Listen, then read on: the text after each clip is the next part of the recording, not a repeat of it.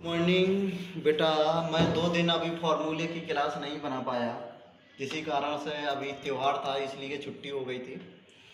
देखिए, फार्मूले के बारे में चल रहे हैं जो CHSL और MTS के पेपर चल रहे हैं। देखो, मेरा बीज गणित के मैंने जितने भी फार्मूले बताए वहाँ से एक ना एक क्वेश्चन बन रहा उठ रहा है। बीज गणित के CHSL का पेपर देने से पहले बेटा, मैं बार बार कह रहा हूँ कि बीज गणित के जितने भी उसमें फॉर्मूला है देख के जाना आप। एक ना एक कम से कम 2 क्वेश्चन मिल रहा है वहाँ से। कितने क्वेश्चन मिल रहे हैं? कौ डायरेक्ट फार्मूला पूछ दे रहा है, कौ डायरेक्ट का मान रख के पूछ दे रहा है।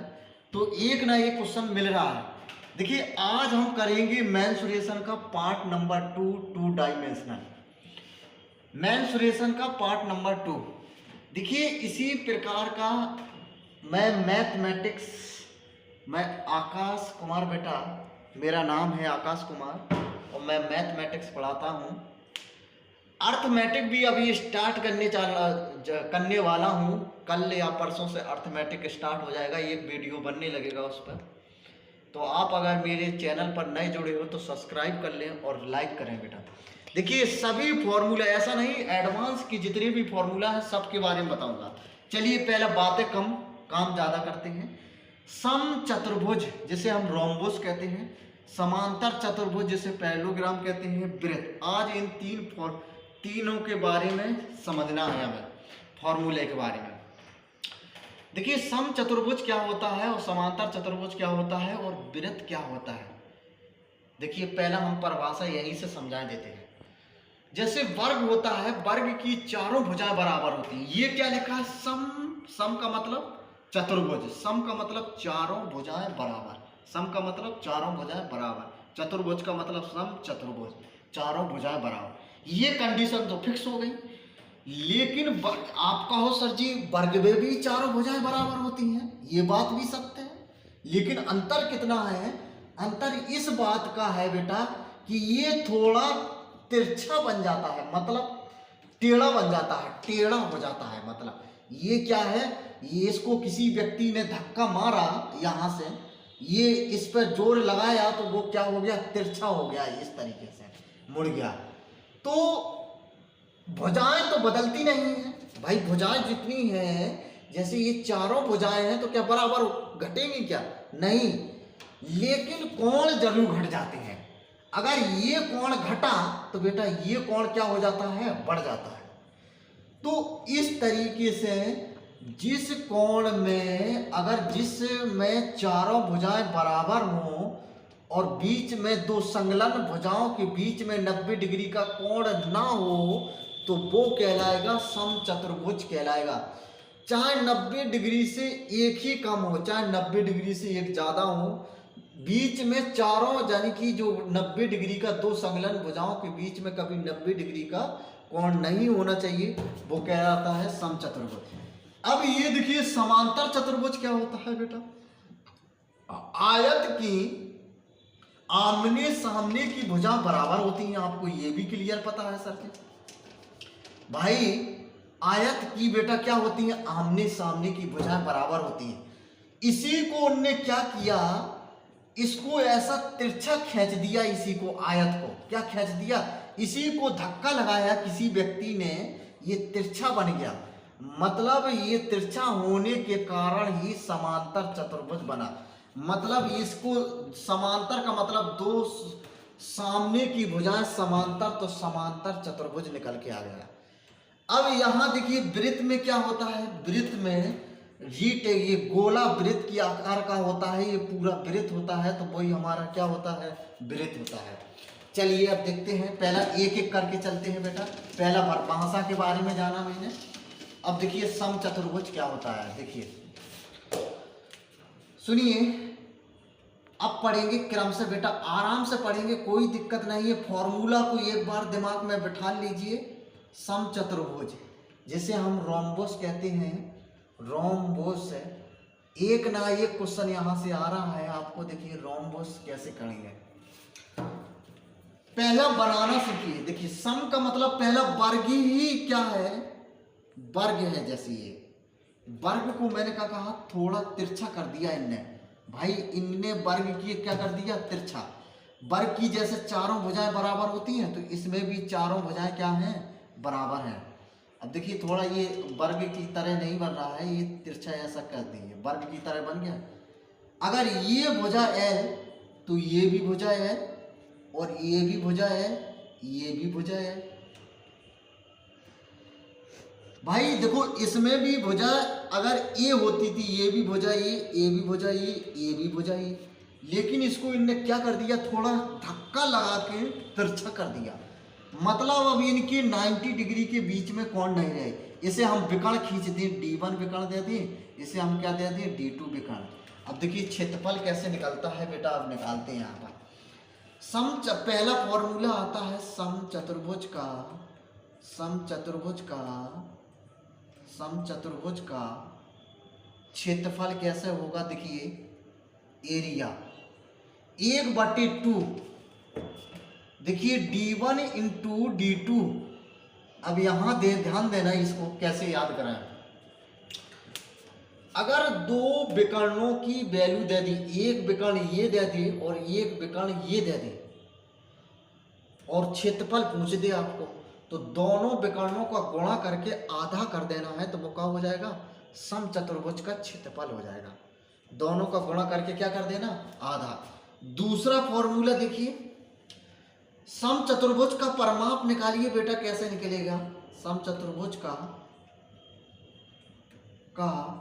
परिमाप P, देखिए 1L 2L 3L 4L, कितने L हो जाएगा, परिमाप बताया था 4L। मतलब मैंने बाहर की जितनी भी भुजाएं हैं, अगर ये 8 सेंटीमीटर है तो ये भी 8 होगी, ये भी 8 होगी, ये भी 8 होगी, तो 8 दूनी 16, 8 24, 8 चौको 32, परिमाप क्या हो जाएगा, 32। यानी कि चारों भुजाओं को जोड़ देना है। ठीक, अब तीसरा देखिए, हमें समचतुर्भुज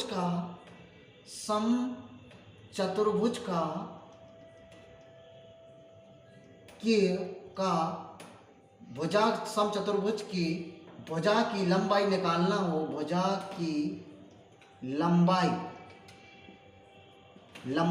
L बराबर क्या होगा, 1/2 √D1 का स्क्वायर प्लस का D2 का स्क्वायर। मतलब क्या करना है बेटा, अगर मान लीजिए इस भुजा की लंबाई पूछ दी आपसे, एक भुजा की लंबाई, जब एक भुजा मिल गई तो दोनों भुजा मिल जाएंगे आपको।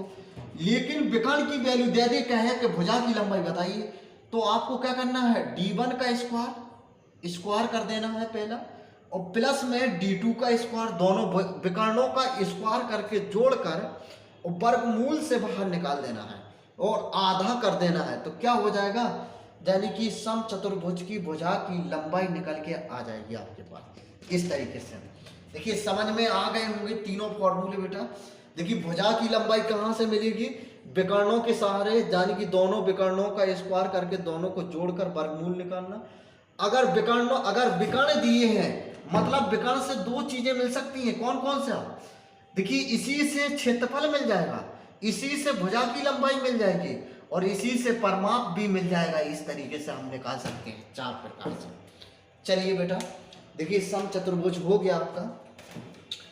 अब यहां देखते हैं, अब डाल लेते हैं समांतर चतुर्भुज बेटा। देखिए शुरू से लेकर बेटा दी एंड तक जरूर वीडियो देखना, क्योंकि इंपॉर्टेंट है ये, आपके वेरी हर एग्जामों में पूछे जाते हैं। अभी भी एग्जाम जो चल रहे हैं उनमें भी क्या है, क्वेश्चन आ सकता है। देखिए दूसरा क्या है, समांतर चतुर्भुज बेटा।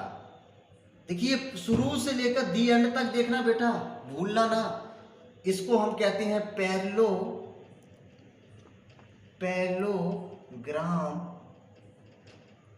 देखिए ये है हमारा, इसको हमें समांतर चतुर्भुज को पढ़ना है। समांतर का मतलब, इसको कंडीशन समझिए, देखो नहीं तो दोनों में डाउट हो जाएगा। सम का मतलब चारों भुजाएं बराबर, लेकिन वर्ग था, लेकिन तिरछा कर दिया गया था उसको। आयत की, अब समांतर का मतलब दो भुजाएं आमने सामने की बराबर। आयत की, आपको पता है पढ़े हो, आयत की आमने सामने की भुजा बराबर होती है। अब ये कबाली लड़का खड़ा था, इसने क्या किया, इसको धक्का मारा। क्या किया, धक्का मारा। समांतर चतुर्भुज है, जैसे एक आयत था रिक्टेंगल, इसका क्या था, आयत की सबको पता है बेटा आमने सामने की भुजाएं बराबर होती है।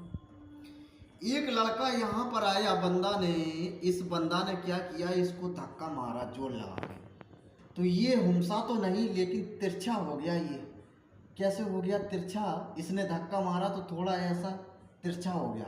भाई ताकत लगाएगा अपना ये व्यक्ति, बल लगाएगा तो ये क्या थोड़ा मोड़ा तो टसमस होगा, लेकिन टसमस तो हुआ, क्या भुजाओं में परिवर्तन होगा बेटा? भुजाओं में कभी परिवर्तन नहीं हो सकता है, क्योंकि जितनी भुजा थी वो तो उतने की उतनी, ये काटी थोड़ी है उसने भुजा, ये भी भुजाएं उतनी है, आमने सामने की भुजाएं क्या थी, बराबर थी।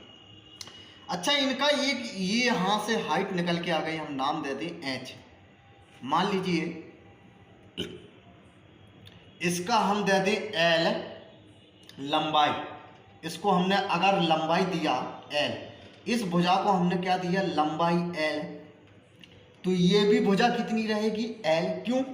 समांतर का मतलब आमने सामने की भुजाएं बराबर है, तो समांतर चतुर्भुज कहलाएगा। लेकिन तिरछा कर दिया थोड़ा, इस व्यक्ति ने आयत को क्या कर दिया तिरछा, तो ये भी बी थी, ये भी बी है।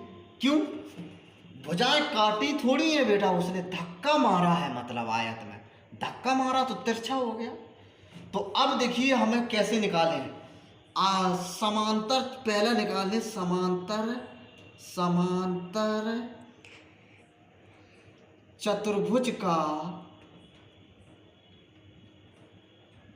क्षेत्रफल कैसे निकालेंगे। देखिए एरिया, देखिए ये क्या है लंबाई गुणित क्या है ऊंचाई लेना है। क्षेत्रफल कैसे नापते हैं, ऊंचाई, या कह सकते हो आधार गुणित,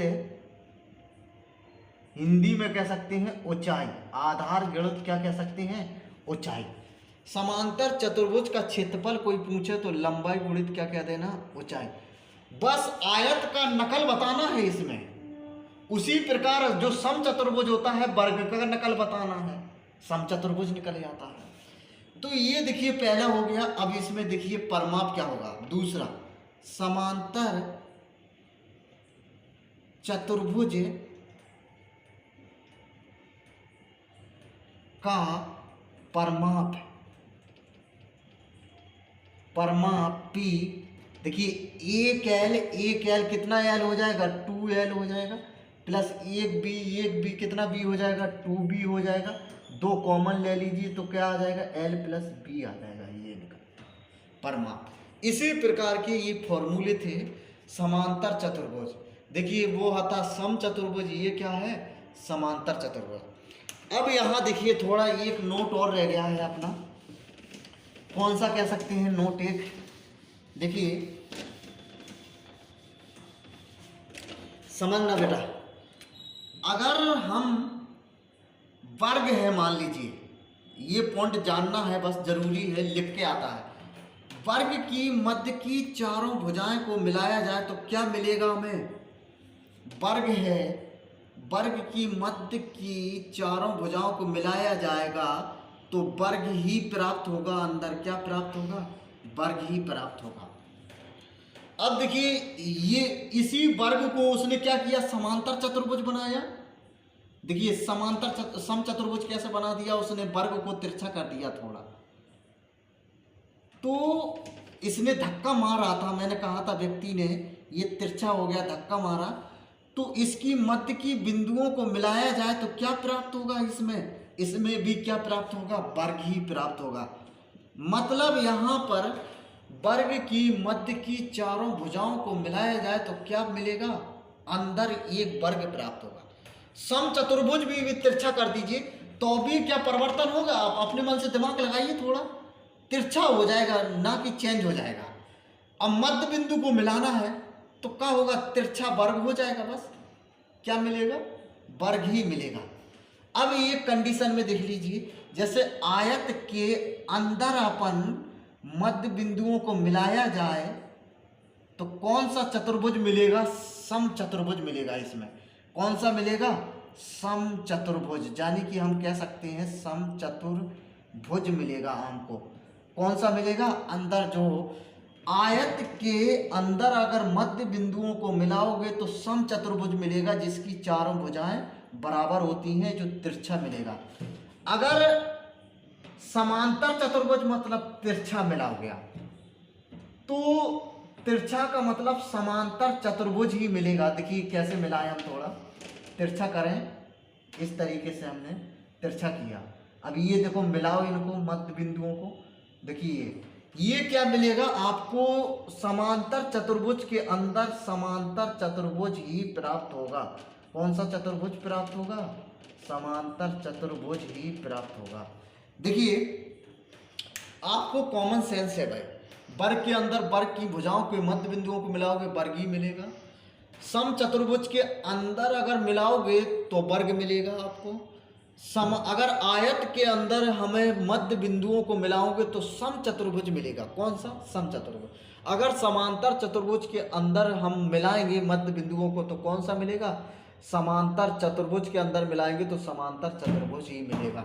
ये पॉइंट थोड़े थोड़े से ध्यान देना। ये चारों पॉइंट, पहला पॉइंट, दूसरा पॉइंट, तीसरा पॉइंट, ये चौथा पॉइंट है, इस तरीके से। चलिए अब आता है तीसरा नंबर। ये देखिए अब आता है, 2 नंबर खत्म हो गए अपने। आता है तीसरा नंबर है वर्ग, यानी कि वृत्त। क्या आता है? वृत्त, जिसे हम सर्कल बोलते हैं, सर्कल, सर्कल, वृत्त। अब देखिए वृत्त कैसा होता है, पहले ऐसे वृत्त को बना लीजिए आप। देखिए वृत्त को 2 पार्ट में बांट के पढ़ेंगे। देखिए वृत्त का क्षेत्र, वृत्त एक गोला के आकार का होता है, जैसे हम कहते हैं वृत्त, ये गोला के आकार का रहेगा। अब वृत्त, इसमें लिख देंगे हम वृत्त। देखिए पहला पॉइंट देखना, वृत्त की क्षेत्रफल कहाँ कहलाएगा? अंदर, क्षेत्रफल अंदर। और परिधि कहाँ कहलाएगी बेटा? बाहर। बाहर, जो बाहर बाहर है वो परिधि कहलाएगी उसकी, जाने की दूरी कहलाएगी। इंपॉर्टेंट डाल लेना इसको, वेरी वेरी इंपॉर्टेंट। देखिए यहां से क्या होगा, हम ये केंद्र मान ले थोड़ा, ये आर कर ले यहाँ पर। अब देखिए यहां से हमें क्षेत्रफल नापना है, जैसे ये क्षेत्रफल नापना है मान लीजिए मुझे, तो वृत्त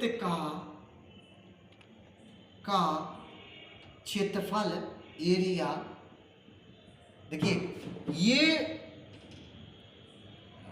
पूरा अर्धगोला कहा जाए। देखिए पाई आर स्क्वायर, वृत्त का क्षेत्रफल क्या होगा? पाई आर स्क्वायर। मतलब ये आधा गोला 180 डिग्री, पाई का मान कितना? 180 डिग्री, आर स्क्वायर। दोगुना नापना है तो आर स्क्वायर, पूरा हाइट लेना पड़ेगा, R square. R into R, भाई आधी त्रिज्या होती है, आर इंटू आर, पूरा हाइट करेंगे तो आर इंटू आर का हो जाएगा आर स्क्वायर। देखिए वृत्त का क्षेत्रफल क्या हो जाएगा? पाई आर स्क्वायर। दूसरा क्या हो जाएगा? वृत्त की परिधि क्या होगी? वृत्त की परिधि 2 पाई आर, वृत्त की परिधि क्या हो जाएगी? 2 पाई आर। तीसरा पॉइंट क्या हो जाएगा? वृत्त का क्षेत्रफल पाई आर स्क्वायर, वृत्त की परिधि क्या हो जाएगी? 2 पाई आर। अब तीसरा पॉइंट देखिए, वृत्त की परिधि हो गई। तीसरा पॉइंट देखें यहां पर हम, यहां सुनिए, अर्धवृत्त का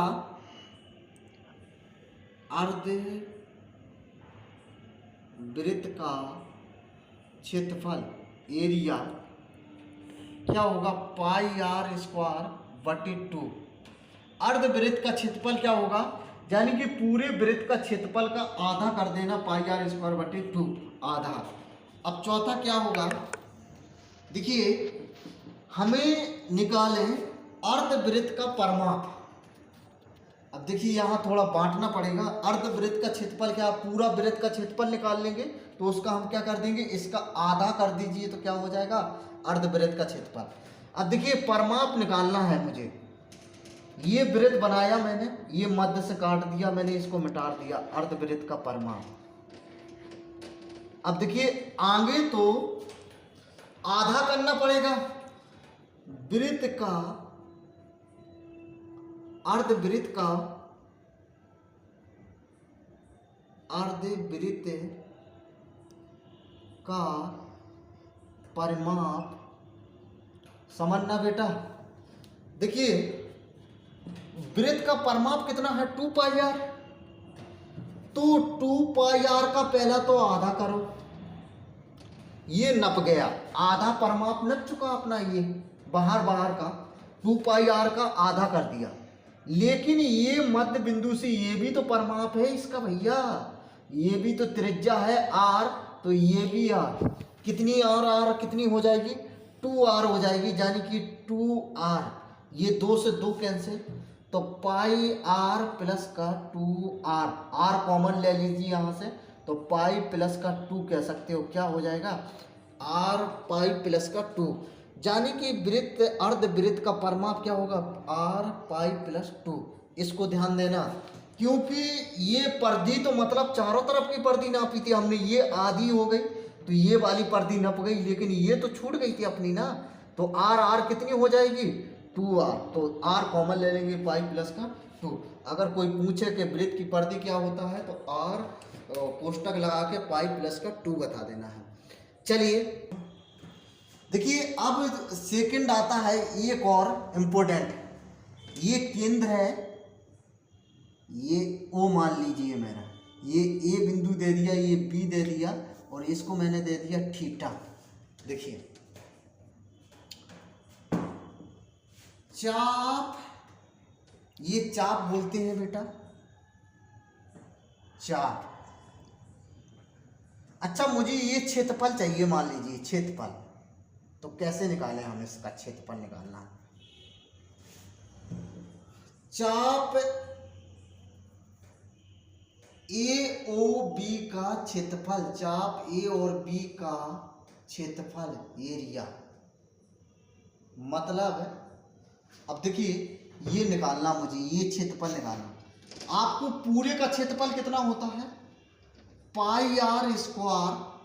अब देखिए इतना निकालना है तो थीटा ले लीजिए इसकी जगह, इतना निकालना है क्षेत्र, और बटे में कितने से भाग दे दीजिए 360 अंश से, ये क्षेत्रफल निकल आएगा। अब देखिए इसी प्रकार का दूसरा नंबर फॉर्मूला देखिए, इसमें चाप ए बी की परिधि निकालना हो, मान लीजिए परिधि निकालना है, ये ए बी की परिधि कितनी होगी, ये ए बी की परिधि, तो कैसे करेंगे। देखो वृत्त की परिधि पूरी कितनी होती है 2 पाई आर, लेकिन ये थीटा के कारण तो नपेगी ये परिधि, तो थीटा बटे कितना हो जाएगा 300, पूरा कोण कितना होता है 360 अंश का। देखिए ये होगा फॉर्मूला आपके। अब कोई भी प्रकार से चाप परिधि की लंबाई पहुंचे तो परिधि का फॉर्मूला लगा देना, थीटा का कोण लिख देना, जितना थीटा का कोण रहे उससे 360 अंश का भाग देना, तो परिधि की क्या हो जाएगी लंबाई हो जाएगी। क्षेत्रफल निकालना हो इसका तो क्या कर देना पाई आर स्क्वायर, और थीटा का जितना कोण दिया हो बटे में कितने से भाग दे देना 360। मतलब क्षेत्रफल का फॉर्मूला क्षेत्रफल की जगह लगाना है, ये दोनों में कॉमन दिख रहा है 360, थीटा बटे 360, ये दोनों में व्यक्ति में कॉमन है। तो आप इस तरीके से, अगर मेरा वीडियो आपको अच्छा लगे तो सब्सक्राइब करें, और चैनल को आप नए हो तो जुड़ें, और ज़्यादा से ज़्यादा लोगों को शेयर करें बेटा, ठीक।